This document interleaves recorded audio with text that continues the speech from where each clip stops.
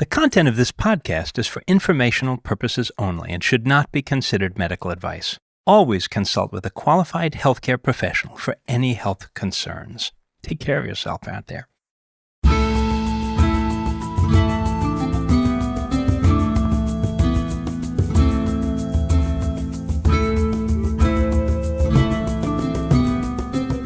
Welcome back to Unravelling. I'm Mary Wilson. And I'm Kurt White, also Punsuk the Bard. That's right. This episode is part 2 of our Dungeons & Dragons adventure. If you missed the first episode, now's the time to go back and listen to it so that you are fully caught up on all the nuances of our adventure. But to give you a brief summary before jumping back into the exciting conclusion, here's producer Andrew Atkin. Previously on Unravelling, our brave adventuring party, Punsuk, Mariel, Drip, and the Heatwaver, have been hired by the Brood to investigate the mysterious disappearance of local villagers. Many people have lost certain folks as of late.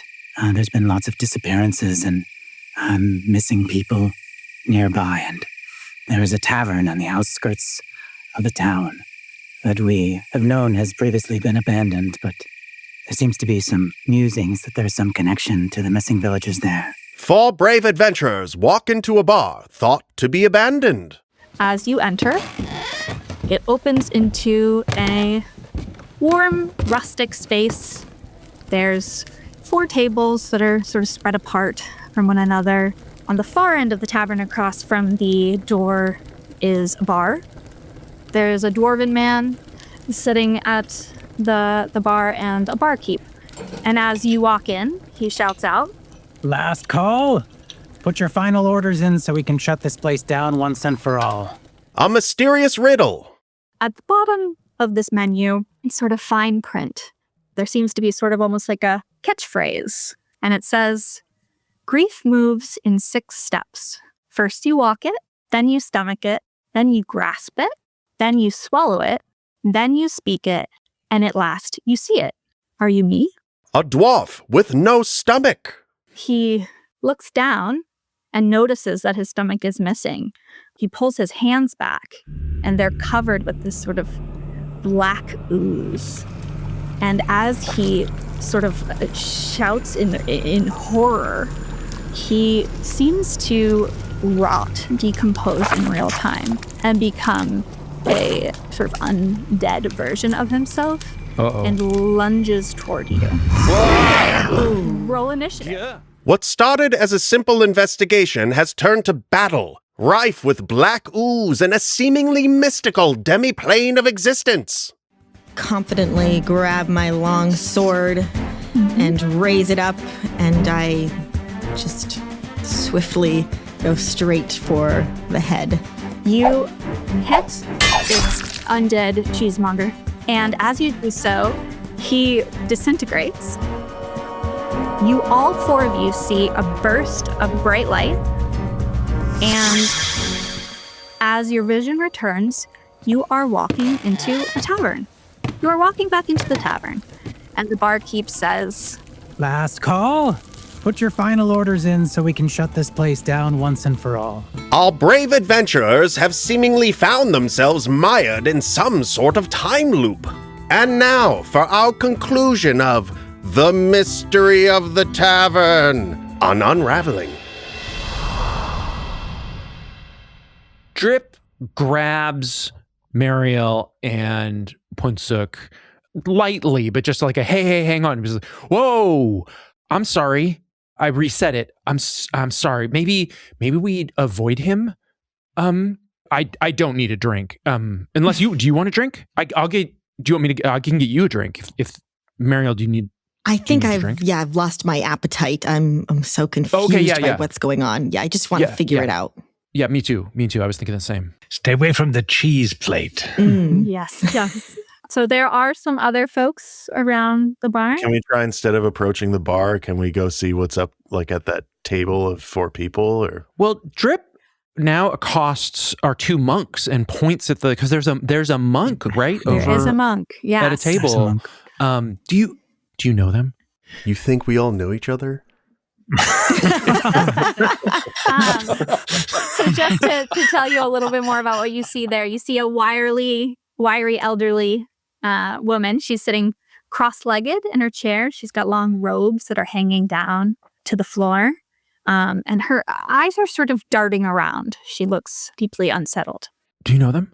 I don't know her at all. She must be new to these parts. But unsettled is I think I'm a bit unsettled in this place myself, having apparently been dimensionally transported to some sort of loop now twice. I wonder if she knows something about this. I think us monks should approach her. All right. I take out my lute and Yes. and begin to strum gently as we make our approach. So as you're walking up, why don't you roll a performance for me first, so that we know what music to put in. You still have good at the lute. 19. All right. Punsek's been practicing. Yes. Good. -2. That's still very good. Still really That's good. still Still an very excellent performance. Really good. So despite yourself, what sort of music are you playing here? There's this fellow, Johann Sebastian Fantasy Bach, that has written some lute suites. Okay, and then so is this to be sort of soothing? Is this an enlivening? Is this just sort of entertaining? What's the tone? Yeah, I think it meant to sort of convey a sense of calm. She's in some sort of distress, and I think it is a distressing place, and I'm trying to. I don't know what she remembers and what she knows, and if she saw me coming running in, lighting things on fire a minute ago or not. But I definitely, perhaps an approach and say something like, "Fellow monk, hello. You look about how I feel." And so you do notice a slight softening as you approach, but she still jumps right in to say, First things first, big fan of Johann Sebastian Fantasy Bach. But please, keep your distance. Don't come any closer. I've been running and exhausted and just want to rest my legs for a bit. How long have you been in this bar? Can I ask that? I'm happy to keep my distance, but I'm trying to make sense of what's going on here. Oh, feels like it's been forever. I was worried you'd say something like that. and Hewaver, are you also approaching? Seems like it's been forever. Yeah, us too. It's almost like we keep coming back to the same place. Yes, one step at a time. Maybe we can help each other. Forgive me, I'm a bit distrusting of strangers, even though I do feel some comfort in Fantasy, Bach, and my fellow monks' presence. Can I roll a persuasion? What are you trying to persuade? I'm just hoping this monk to divulge a little more information about her experience in the bar. So when you roll and then tell me what you ask. Okay, I'm rolling a 10. Okay. Have you happened to notice that dwarf over there is a little strange? I've kept my distance from people. You have to understand, I was running for so long in the forest trying to make myself escape. Something was chasing me, and I barely made it into this place alive. So I've just been here in the corner, resting. My legs are so very tired. Are these the missing people? Have we found the missing people, but now we're missing ourselves because we can't get out? Oh. Are you saying that, Mariel? Or are you wondering that? Is that in don't character know. or out of character? I guess a little both. I think I'm just kind of overhearing things with Drip, and I'm realizing that remembering the menu and that line at the bottom, there was the word stomach in it. And I know we already found the guy with no stomach. So maybe there's some correlation here. Roll me an insight check. Okay. So it's while she's doing it, grief moves in 6 steps. First you walk it, then you stomach it, then you grasp it, then you swallow it, then you speak it, and at last you see it. Are you me? I only have a 4. And let's see, All right. where's my insight? +3. So 7. Okay. So yeah, something is definitely ringing a bell. You are remembering that, but you can't quite. If you want to, Mary, you can use your inspiration just to remind my you. reroll. You do have Reroll an that. extra Yes. reroll. 4 again. 4 plus the 3. Yeah, 7. Really, that's where you're at. Yeah. That is me. That's- Could I also roll an insight check? I've been thinking about that. So sure. One sec. Why don't you? Sure. You sort of overhear Mariel musing. I've got a 15 plus 5. Wow. Ooh. Yeah, All right. dirty 20. So this is really resonating, this phrase that you heard. And so roll me a perception with advantage. So roll your perception twice and take the higher result. 13, 20. Yeah, 20. Whoa. Okay. Wow. As you're approaching, and you're not too close, but even from your distance, you look down and you see that the material of the monk's robes don't show any shape underneath from the waist down. They just are sort of the shape of the chair, starting at the waist. Oh.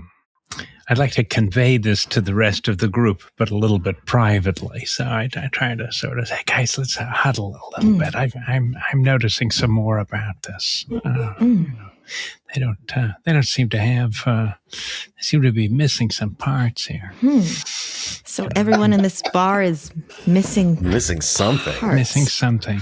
Yeah. What about the? Is there a wizard too? Is he missing something? So you look over at the wizard. Again, he has like these sort of magical spectral hands that are doing all these things. His arms are sort of like in his robes. And so he is looking over all of these papers and sort of muttering to himself. And you hear him say, Oh, no. Just third time's the charm. I'm going to read through these documents again. Maybe I'll understand something. I don't understand why anybody would think it's worth living without death. There is its balance, but I must be missing something. Where's that paper? I know it's right here somewhere. So Mariel is sort of taking a look at this wizard. Can you roll perception?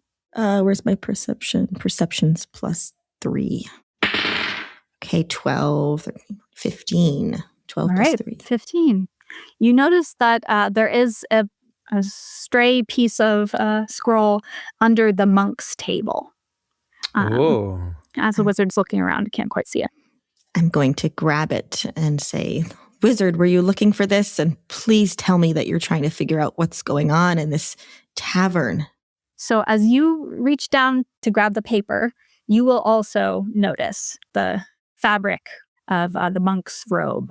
And she's going to look a little askance at you coming so close. Do you stop and respond to her? Or do you head right back to the wizard? I think I'm going to stay on task and head back to the wizard. Sounds good. All right. So you grab that paper and you bring it back to the wizard. Hand it to him. Oh, thank you. That's helpful. So do you try to hand it to him? Do you put it on the table? I'm going to hand it directly to him, trying to curry a little favor in hopes that maybe this wizard has some answers that can help us all get out of here, because now I'm worried about being trapped forever. So all of his mage hands, spectral hands have things in them already. So he goes to take his hand out of the robe, and you see black ooze drip down from the arm of his robe. And as he sees it, he cries out in horror and begins to decompose in front of you. Yep. Whoops. Oh, God. Here we go. And then lunges for you. Not again. Goes to attack you. This again. Mariel's over it. Okay. I think I have to try something different than what I did last time. All right. Do we know anything about this ooze? Can we investigate the ooze? Certainly.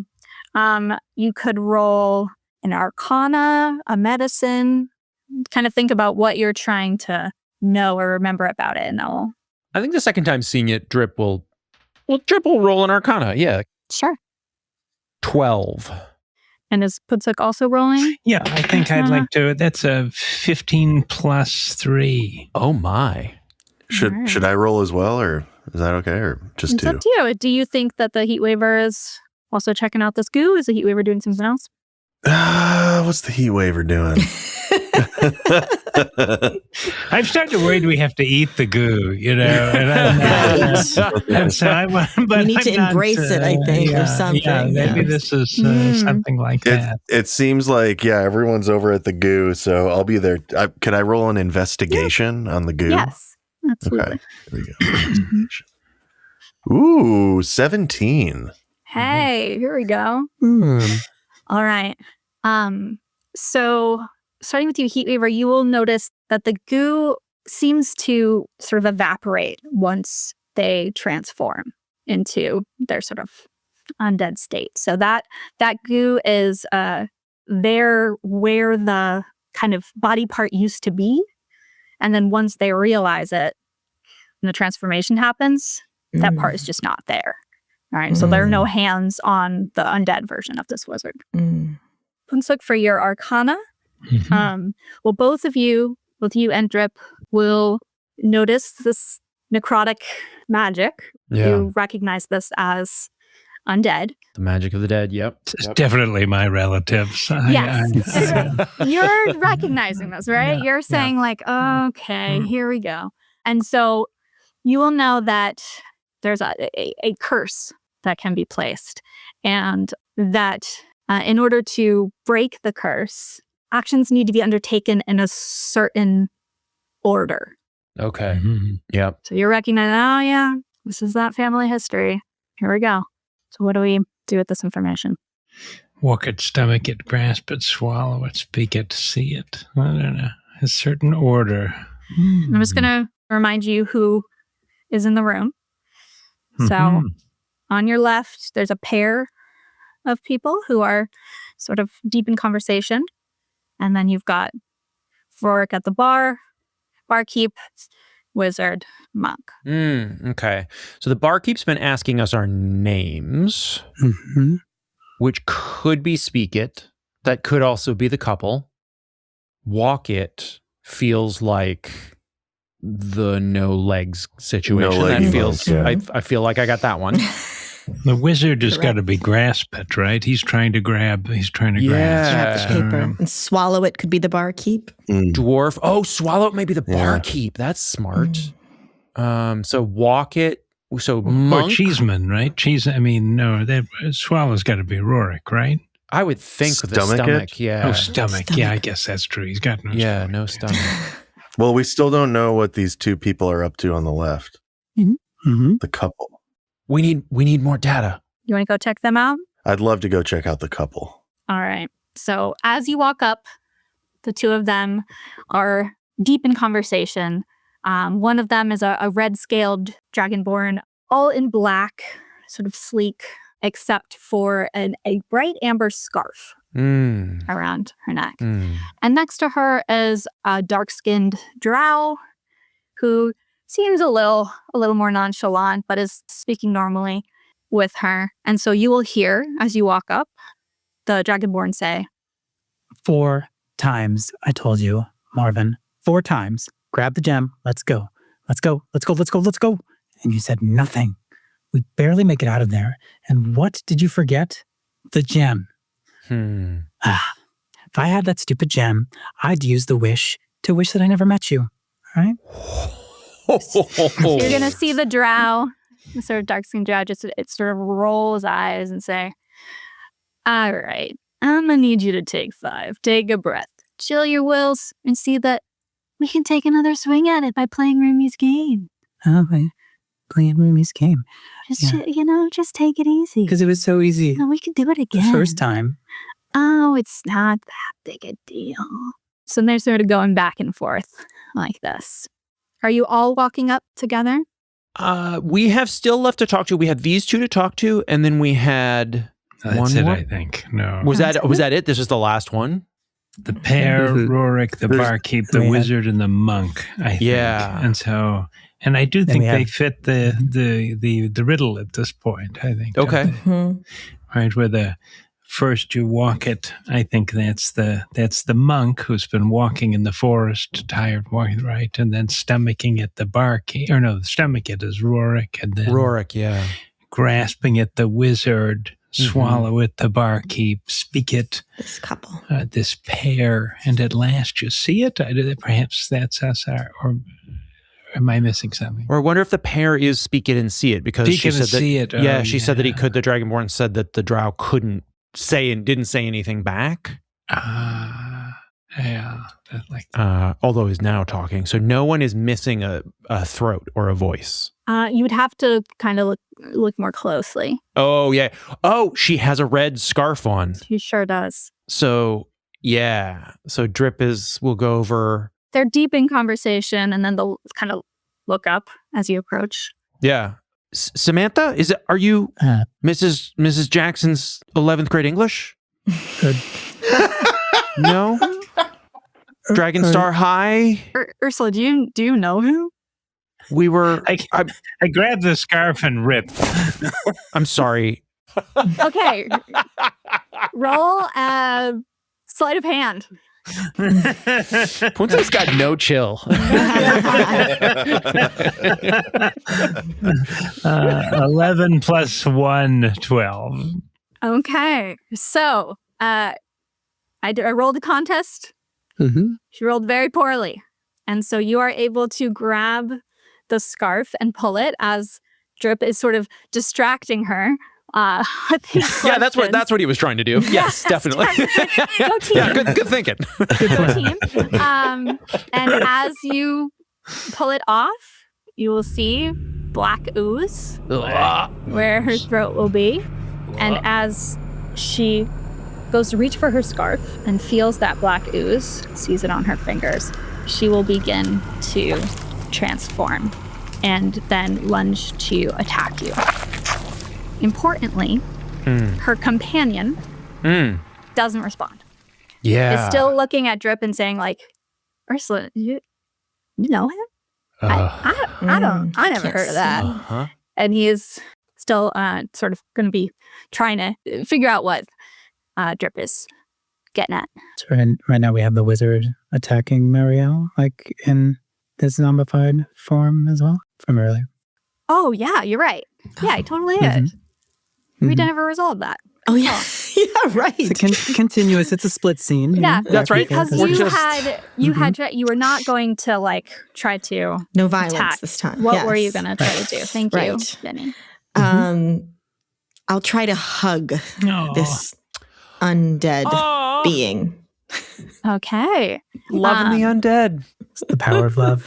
Ah, All right. you love to see it. So, what are you hoping the hug will do? Maybe just bring them back to life or fill this grief gap somehow. Is that an unarmed strike? Aggressive. Roll for love. So I feel like there's a persuasion element, there's a medicine element, right? Trying like the healing power of love. Mm-hmm. Roll for therapy. You know, maybe whichever. Roll for- Which of those do you feel like she's sort of going for? Is she trying to like show the wizard, like sort of convince the wizard that things are okay? Is she trying to heal? I think medicine sort of struck a chord. Yeah. We have a +1, but let's see. Okay, roll your medicine. 14, so it'll be a 15. All right. I love that use of medicine. I love that. It's a great hug. I like that. So you will notice the wizard is certainly surprised by that move as he was going to attack you, and you'll see sort of calm come over him, and in your arms he will gently disintegrate. You'll all see a bright light flash, and you'll be walking into the door of a tavern. Yep. And you will hear the barkeep say, Yep. Fast call. Put your final orders in so we can take this place down once and for all. Put your little hand in mine. think we all need a drink at this point. So to remind you, the barkeep is a dark-skinned man with an eye patch. Yeah.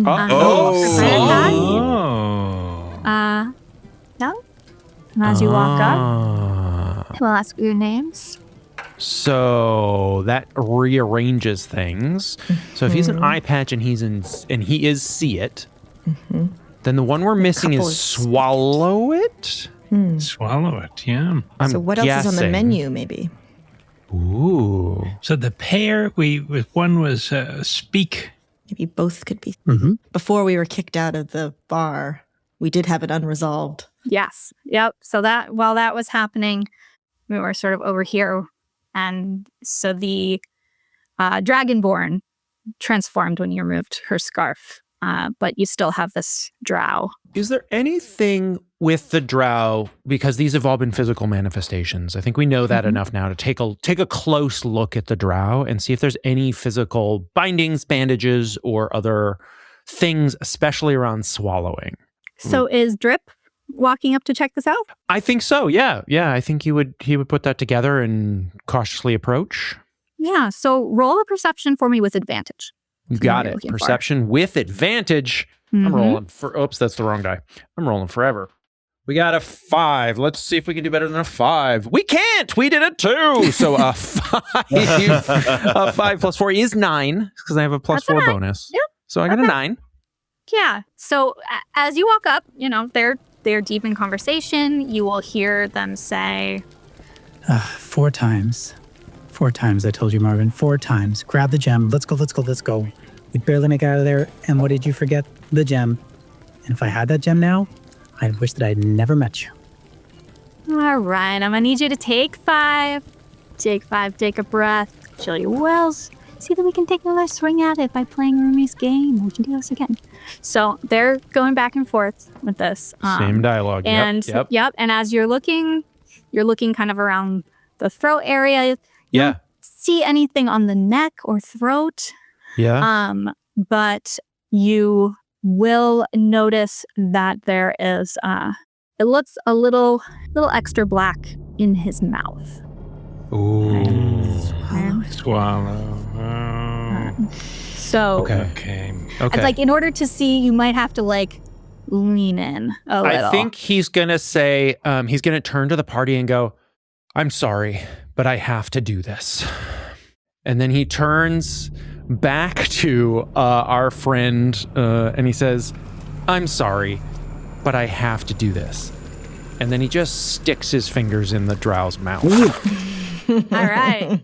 I'm going to give you an inspiration for that standing up for something. And that is I think an unarmed strike. Maybe a sleight of hand. No, give me a sleight of hand. Sleight of hand. Sleight of hand. Yeah. Can I play the lute? I don't know if it's exactly inspiring, but maybe something. I don't know. Roll us a performance. Absolutely. Yeah. A little accompaniment to this Give yourself mouth grabbing. inspiration as well to use when you want to, Kurt. Okay, I might need that right now. Yours. For stepping back. That is a 9 minus 2 is 7. So All right. the lute music somewhat less. You're welcome to use your inspirations if you'd like to. Let me try it. This could be went off the thing. Oh well, nope, 5. That's good. So yeah, it's still definitely lute music. Yeah, it's lute music. It sounds nice. And so, Drip, what was your sleight of hand? Sleight of hand or unarmed strike? I mean, let's say sleight of hand because you're trying to look in there. Yeah. It's not my strongest, so that's a 6, my friends. That's a 6. I'm guessing I poke him in the nose. You want to use your inspiration? Oh, I want to use my inspiration. I was just inspired. I was inspired by my own decisiveness. You were. Yeah. You know what? Mm-hmm. I know what needs to be done here, and I'm gonna let you know. 9. All right. Well, so you are gonna get your watery fingers in there. Oh yeah, they're wet. Yep. And Sweaty wet palms. meets wet. Yep. As you feel this black ooze that you from rolling your Arcana earlier, right? You kind of recognize this texture, and there is black ooze where the tongue should be. The tongue should be. Strip's Okay. Mouth. Yep. So as you stick your fingers in his mouth, though, he's going to go and lean back. Yep. And as your fingers come out of his mouth, he's going to see this black ooze all over them. And he's going to put his own hands in his mouth and see the black ooze. And he's going to cry out. Yep. And he's going to begin to transform. This makes and sense. then lunge at you. I'm so sorry. Shall we do an initiative? Contested? Yep. 10. All right. So he rolled a 12. Okay. So he is going to take an unarmed strike at you. Yep. Does a 6 beat your armor class? It does not. My armor class is 11. So he is going to lunge, but again, very clumsy. These undead. And so he's going to sort of stumble as he lunges for you onto the ground. I'm so sorry. And Drip is once again feels it coming, really doesn't want it to, but this eldritch energy surges through him again. It's not chill this time, it's this green swirling energy light that suddenly erupts out of his chest and just slams into the head of this poor guy as he says the words, "I'm sorry." So he's going to Eldritch Blast him at close range. I was going to say. Oh, boy. But it's only an 8, so it's maybe not the best use of... All right. So the 8 will hit the floor like he was moving as you were blasting, so you will just slightly miss. What are other folks doing while you see this happening? I was sort of at the table with them too. I feel like I should get in on this. Absolutely. I'm guessing they're have necrotic damage immunity, so I will try another Sacred Flame. Sacred Flame. Let me Flame. do a Sacred Flame. Yeah. It's radiant. Perfect. So the 14. I think that does save. I'll save. All right. That'll save. So again, he's just like kind of rolling, and these spells are just kind of blasting around him because he is on the floor right now. Hope you're looking for that gem on the floor. So yeah, again, Ursula unfazed by this, the Dragonborn. We might need Heatwaver in on this. Where's Heatwaver? We're not having any luck. I think I figured out the riddle, but we've got to reset and not get killed. Can I attack the other person that's sitting at that table? You can. The Dragonborn? Sure. Mm-hmm. And like start a fight with them, and maybe we'll reset this whole thing? Sure. What are you using to attack? Are you gonna... My scimitar. I have Your scimitar. Yeah. Excellent. I want this to be bloody. Yeah. So roll your D20, and what is the scimitar? Plus... Probably +5, I would say. We're just thinking. Okay, and add a 5. Okay. 10 plus 4 is 14 plus 1. I rolled a 15. All right. So With you my are going to hit. scimitar. Roll your damage. All right. Rolling damage. Oof, 4. All Didn't right. do much okay. damage with the scimitar. I need to sharpen this blade. So as you... tell me, like, what does it look like? What are you doing with the scimitar? So I was going just to chop their head off, you know? Yeah. All right. And didn't make it very far through. Well, so as you swing at her, going to chop her head off, you will see there is no neck there, and the black ooze will come out, right? Yes. Of where you chop. It's on your scimitar. It's pretty gross. And you will all see a bright light, and as your vision returns, you are walking into the tavern, and the barkeep says, Last call. Put your final orders in so we can shut this place down once and for all. Final orders. Something resonated that time when I heard it for the third time. Is it just the third? I'm not. I have the thought here. This is tabletop talk or whatever you call it, but that it might be.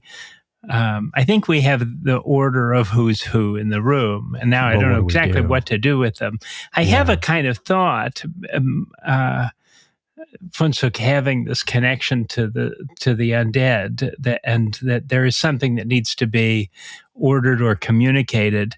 I do have thaumaturgy, which can make it doesn't control, but it makes otherworldly sounds. It's sort of like almost a little, maybe like speaking the language of the undead. And that if I knew a thing, if we knew the thing to say, maybe I could say it in a way that, Yeah, what's the "Are you me"? Was that the last part of the riddle? Are you me is the last bit of the riddle. Yeah. So what is Funtuk saying to? Are you saying that to? That's what I'm trying to figure party? out. I guess. Yeah. How does that sound? Group. I guess. Yeah. How does it? Well, cheese. Say cheese. Yeah. Say cheese. maybe was the Gouda that got him. Yeah. Absolutely. Maybe cheese, but legs, rest, bed. Let's start with walk. Can you say the riddle one more time? Yep. Grief moves in 6 steps. First, you walk it, then you stomach it, then you grasp it, then you swallow it, then you speak it, and at last you see it. Are you me? I think we need to go back to the barkeep somehow. The at last you see it. And I think that might be the last step. Yeah. Yep. And then maybe that's where we put our orders in. And our orders is to please don't do it again. I order you not to do it again. Mariel's hug was useful. Should we hug everyone? Mariel, can I have you roll an insight? An insight. Okay. Where's my... Oh, right there. +3. Okay. So 15. Fantastic. So when you felt that hug, the sensation that you had when things reset and you were back at the beginning was not the same as when you swung your sword at Rorik, at the dwarf, right? And that, in that first one where you were slaying Rorik, you felt an angry, sad, right, like a churning feeling, a turmoil. And when you hugged the wizard and he disintegrated, and you felt a different sensation. There was more of a peace, plus that turmoil, that sort of churning was not present. I wonder if there's if each of us, I've got my loot.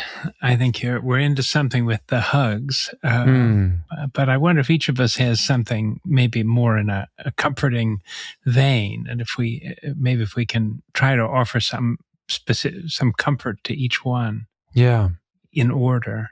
Maybe that is the thing to do. Can I drink my little larva and like have some insight and say like I see I feel your pain. That's great. Just good idea. So you're gonna maybe order a drink? Okay. Barkeep, I'd love a glass of... Names are important. My name is the Heat Waver, and I would love a glass of water, please. Eddie, pleasure to meet you. Here's your water. Oh, thank you. And you were gonna dip your little larva buddy in there and drink it down? Yeah. Down the hatch. You feel just like a squeaking, excited sound in your head. And yeah, as you consume, as that little excited little presence is absorbed into you, you are able to cast Detect Thoughts. So you are able to choose to look into someone's mind and sort of get a sense of what they might be thinking or feeling, or send a message to them. Who do I choose? I think I'd choose the barkeep and say, we've all been through really tough times in life. You're not alone in this lonely tavern. You hear the internal kind of thoughts like of the barkeep who's just reminiscing and says, If I can win this game, I can help Marlene out. I can do her right. Her death won't be for nothing. Marlene? Who's Marlene? My daughter. Your daughter, Marlene. Marlene. Did she go missing? Did she get eaten by a mantis? She was lost at sea. She was lost at sea? Yes. There was a wreck and no one ever found the missing people off a coastline.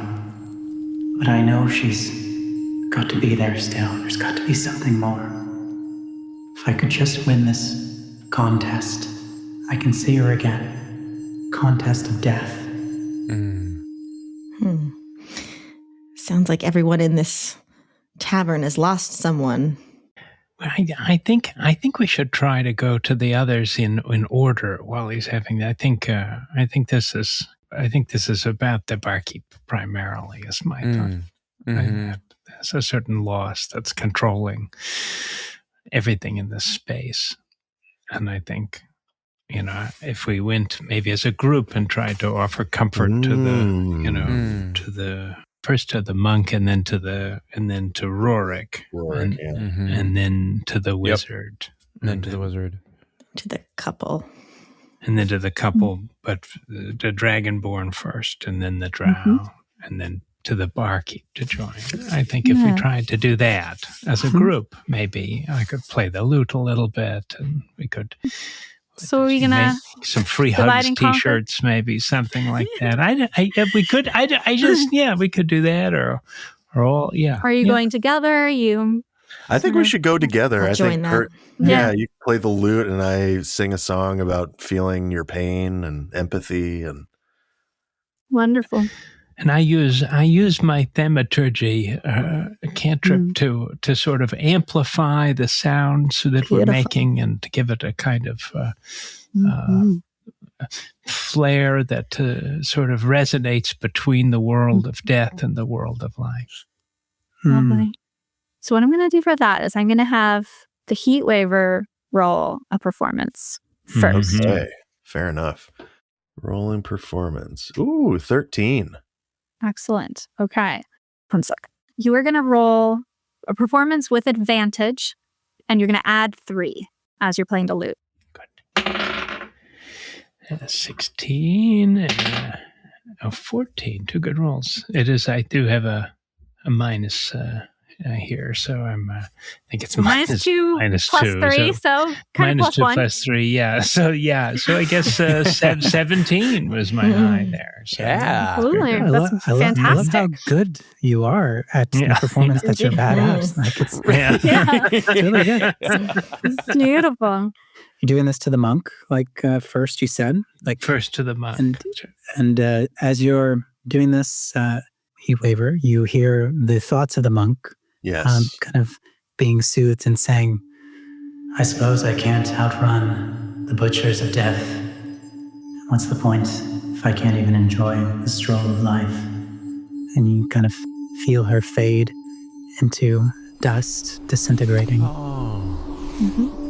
And you do not reset. So she disintegrates. She's accepted her fate. What do you do next? Gives me goosebumps. I love it. Let's move over to old Rorik over there. Yeah. Rinse and repeat. Stomach. Yeah. Jesus. Oh, I've got Drip is gonna step forward, and he's got minor illusion as a cantrip, and so he's gonna minor elucidate a camembert. And put his camembert and some crackers right in front of him and be like, Rorik, I tested these. These are safe. All right, so Rorik will look up, see this beautiful bounty. Wait a second. Trust. It's okay. I have to be able to trust. You can. I've tasted it. Okay. It's so hard to trust again after death comes. Thank you. And kind of reaches over to hug you, Drip, as he dissipates into dust. This is beautiful.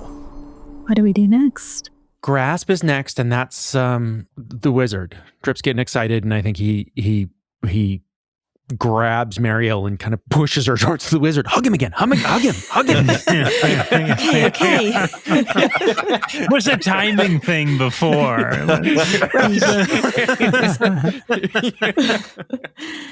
All right. Wizard, I think I was onto something there. Can we please try again? Please embrace me. He's gonna look up, sort of befuddled, and do you reach in to hug Mariel? Oh, I suppose it's no point in wrestling through all this work if I can't have a little play and relaxation. This feels nice. And kind of starts to fade away. Heatwaver is hearing these thoughts, but each of you, as you're interacting, you feel, right? You feel a felt sense of peace. It's sort of what washes over you as the disintegration. So each of you has now sort of felt that as Heatwaver is hearing these thoughts. All right. So the wizard will disintegrate into dust. And what do you do next? So swallow and speak are the next ones. So I think we go to the couple. Mm-hmm.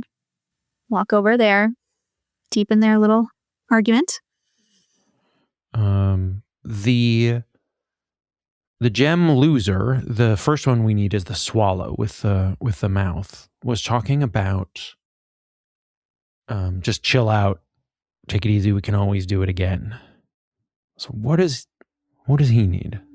You have a second chance at this life. You have your whole life ahead of you. Yeah. It's okay. Whatever happened in the past, you can wake up with a clean slate every morning.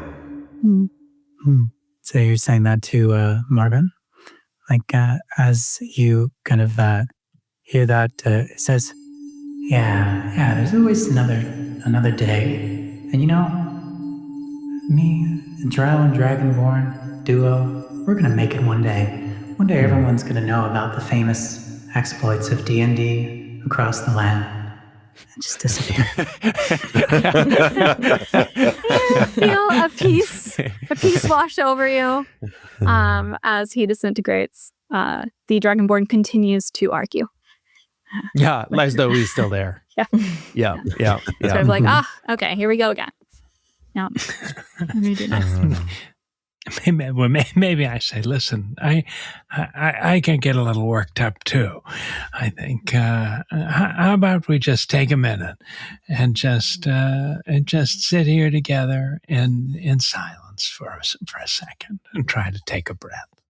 There's always something to argue about, but maybe we don't need to do that right now. So sit at the table. Sit at the table and just sort of look them in the eye and just sort of take a breath. You see the eye to eye, your gaze meets as Dragonborn has a small tear going down the side and says, I love that fool. Sometimes it's hard to see that when everything feels like life or death. And kind of disappears with a breathe in and breathing out. And you'll feel that peace wash over you as she disintegrates. The only one left in here should be our friend Eddie at the bar. Last call. Eddie, Mark, last call. Time to put in your final orders so we can shut this place down, everyone. Could you do me a favor? Tell me, when you get to the land of death and death's butchers, try and find Marlene for me. See if she's still okay. Sounds like our next big adventure. Tips his hat, to you, and says, best of luck. And remember, Rumi, he plays for death's keeps. And fades away. Oh, Rumi, are you me? Oh, Rumi. And with that, we will pull the scene to a close. Thank you, everyone. Yay!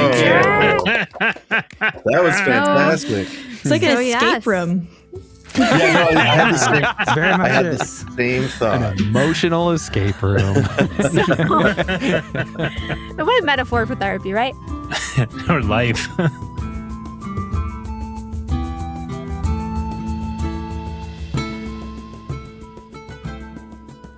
So this would be our jumping off point, right? As we would continue into our adventure here. But so to sort of bring this session to a close, we would invite each of you to sort of check in with yourself, maybe share kind of a highlight or a moment that stood out to you, and speak to kind of how you felt like your interpersonal goal went. What was challenging about trying to step in? Were there moments that you wished you had? Yeah. Or what were moments where you like really felt like you leaned in? Mm-hmm.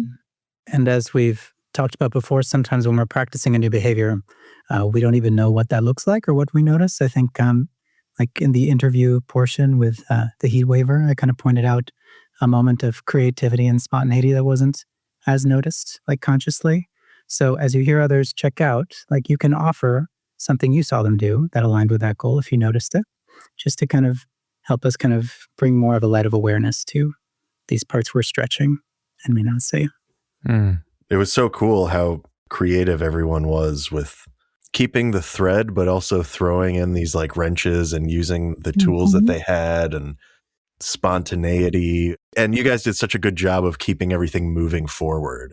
To be honest, I stepped outside. I was trying to solve this riddle the whole time. I just like kind of follow the story. So like most of my brain power was like going towards that instead of like really trying to embody the heat waiver. So if I did this again, I might try to just notice that and the next time and try to fall into it a little more. Absolutely. Was there a moment that sort of stood out for you where you felt like maybe you were more heat waiver? Well, it was challenging to access it because of my idea of the heat waiver is he's a really good problem solver. And I was rolling really crappy dice the whole time. So, you know, I had to take a step back from that and let go of control. Yeah. You know, in Andrew's life, control is a big problem. Yeah. You know, the heat waiver relinquishing control, not as his own choice, but just because of the circumstances. It's not going that way. Yeah. It's just not going the heat waiver's way that day. Yeah. And that you can depend on your group. You know, we move better in groups and you should be able to depend on people. And there was some decisiveness that Heat Waiver was able to display that felt really like the thing you were talking about, Andrew. Like going behind the bar, trying to solve that way, Kinda like knowing the moment to be able to, That's some real problem solving.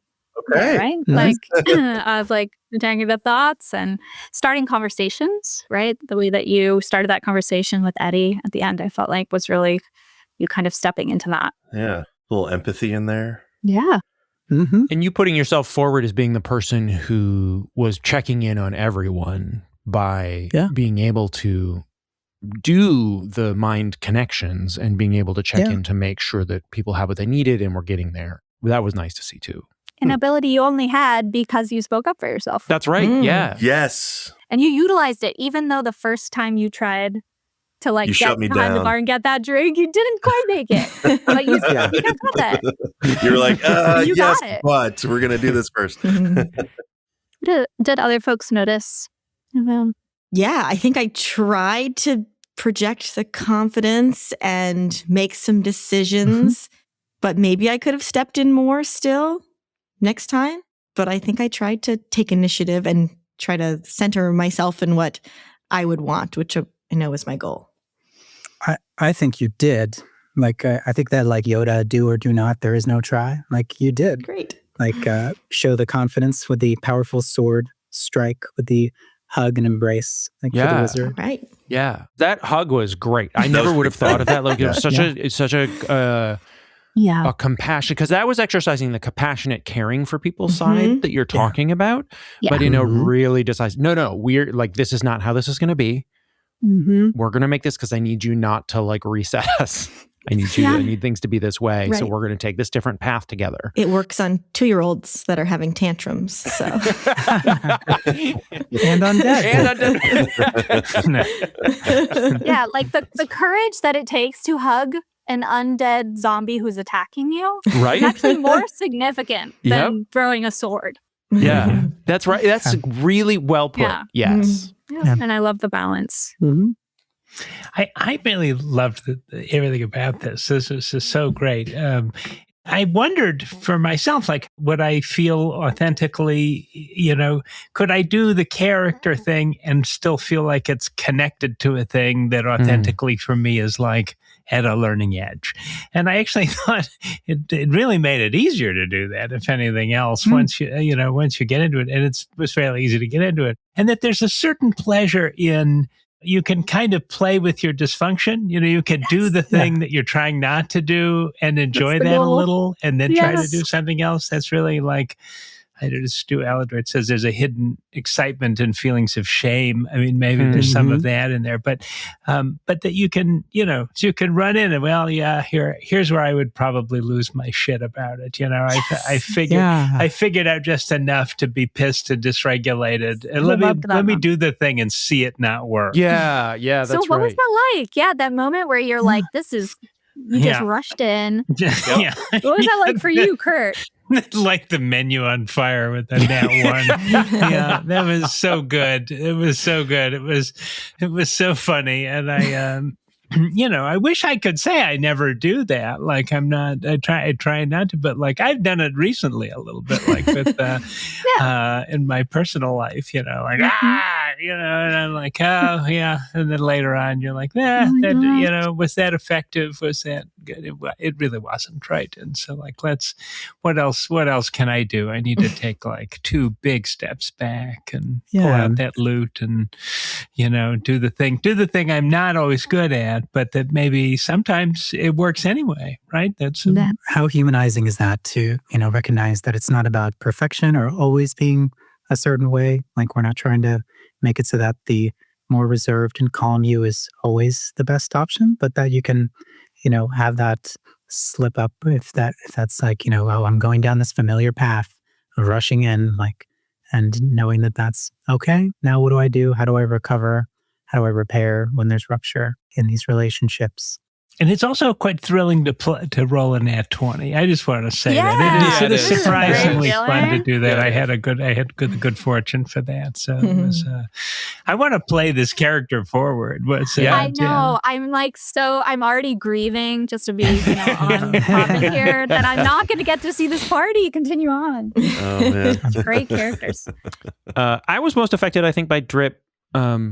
Knowing what needed to happen and that he needed to get just a piece of information. He was going to do it in the worst, most awkward way. And then stick his fingers into someone's mouth and then have to kill them in order to reset, because it was the wrong order of things, but we just needed the information. Right. And that he didn't want to do it. It doesn't feel good, right? It's this unsuspecting, it's like pretty cruel almost. But it had to be done. Otherwise you couldn't reset the system. And he knows that, and he has confidence in that and the team's ability to work around that. I don't know. It's not a nice feeling even in a game to have to do that. And then he missed, and his friends came and helped him. And everybody kind of took ownership and did it together. Yeah. But that he tried and he wasn't afraid of it. Mm-hmm. And I got to say, I appreciated that, because I think leading up to this, Hans, you had like back channeled saying, hey, just a heads up, I'm kind of an agent of chaos. Oh, I'm totally an agent of chaos. And I was like, okay, I can't wait to see this side of Hans or whatever character he comes up with. And I think it was really helpful to have at least like 1 or 2 people that had played the game before to like take that initiative and make like weird things happen. And ordinarily we'd be continuing to play this, right? Like you are just feeling your way into these characters. Right. This is just a first session, right? But each week we'd be able to kind of build, and this would get more clear, and it's the process. And as an example for the bounty quests we might do between sessions, if we're thinking about you, Hans, we might say like, well, what's a way like this week you can rely on your friends a bit more, since you found that really gratifying. And if that's not something that's natural to do, is to like ask for help or to expect people to come and help. Like, how can we lean into that? What's a behavior you could do to ask for that more directly? Yeah. Giving you that little gamification of a little bonus or a little item or something as a reward if you're able to do that between now and next session. And then I would report on that back when we got to next session of like, where did I stumble? Where was I able to be how'd it go? successful? What did that feel like? Yeah. How did it go? Yeah. Yeah. Right. Exactly. Homework. Yeah. Mm-hmm. Yeah. Carrying the game into our lives, really. Exactly. And learning. And carrying the game into our lives, like from other characters' perspectives. I noticed that, like, as we went around and described our characters, like, Mary, you started off and I was like, oh, that sounds like me too. Oh, that's like, and then as we went around, like everything, it kind of like, oh, I can totally identify with that. And sometimes I feel like diagnosis is like that too. Like there's this gray area between all these diagnoses where like Totally. you're a little bit of this and you're a little bit of that. And you identify as so many things. And maybe you boil it down to one description, but you're really a vast spectrum. Yeah. Mm-hmm. You get a case of the drips. Yeah. I got a case of the drips. May we all get a case of the drips. Yes. And we do check in with our interpersonal goals throughout the course of the group as well, right? Sometimes it shifts. You notice as you're playing, like, really where I want to go, I'm feeling myself wanting to stretch myself this way. And that's fantastic, right? We could kind of explore that. Or if you're feeling like you're moving in parallel with another group member, kind of explore that, build on that. Do you feel like the kind of group dynamics that you see in a regular therapy group are also sort of overlaid onto this, around tensions around joining and how do we have conflict and the kinds of things like that? Mm-hmm. Sometimes there are chaos agents like in the group that can be very much into the conflict, and sometimes there needs to be like some invitation where we might ask, like, Marielle, if you see one of your teammates doing something violent, are you wanting to stand for that? Are you wanting to set a boundary or to convince them before they jump in and do something violent and rash, right? So we might, again, just help people notice when they can jump in and be spontaneous to like interrupt what other people are doing, knowing that that's not, it can feel rude, like when we're first in a group setting, to interject or kind of add one's voice to that. Yeah. And much like the kind of process group element, we're able to have like a process analysis, right, as we're doing it because of the separation between characters and players, right? So we're able to get a kind of dual process there of like, what were the characters experiencing and how did they interact? What roles are they playing? And then how is that playing out or playing out differently for us as a group? Well, thank you. Thank you so much. Thank you. This was so much fun. So much fun. Well, thank you so much, adventurers, for your time and energy emotionally into this quest today. I hope we've all learned a little bit about ourselves, a little bit about how we see the world and one another. And as you exit the tavern and go into a brand new world with adventures on the horizon, Punsuk, play us out. I'd be happy to.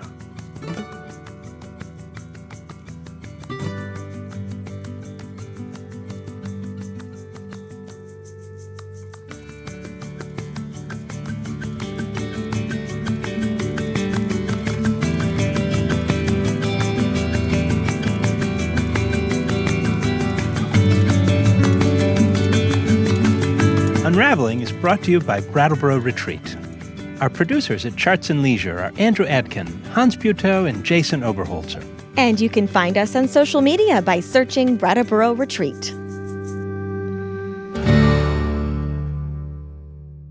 Brattleboro Retreat is committed to exploring diverse perspectives on mental health. While we invite hosts and guests to share their insights, the views expressed are their own and do not necessarily reflect the policies or positions of the hospital or its staff.